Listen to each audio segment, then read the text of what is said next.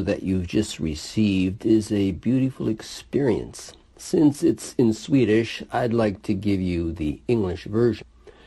The brother who is interviewing asks the first sister if she finds it easy doing store-to-store service, and she answers right away, "No, it has never been easy for me. It has always been a struggle to find the courage to do it, till one day I managed to muster up the courage, and I entered a shoe store and simply put the magazines on the counter and said to the lady, 'These are for you.' And then I left the store quickly because of feeling uncomfortable." Then the microphone was passed to the second sister, and she says, "Yes, I am that sales lady of the shoe store. I began to read the magazines very quickly, and in a short while I said to myself, 'Incredible, this is the truth.' And I read all the magazines with great interest and said to myself, if these magazines are so interesting and practical, they probably also will be for someone else. So I gave them to the owner of the shoe store."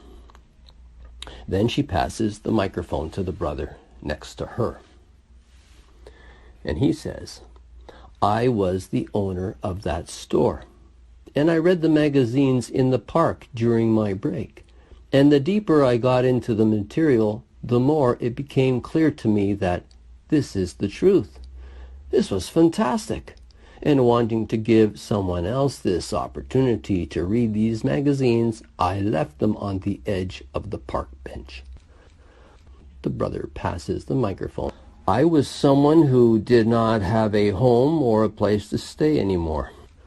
I happened to sit on the bench and I saw the magazines, and it says, I was already once a Jehovah's Witness, but I had left the truth because I thought of living my life differently. I wanted to explore and see what was out there. But things went from bad to worse, to the point of losing everything. Up to that point, it was not clear to me that Jehovah was waiting for me to return. But on seeing the magazines, it helped me to understand that. And by reading them, it helped me to take the step to return to Jehovah." And he asked the first sister if she had anything else to say. "Yes.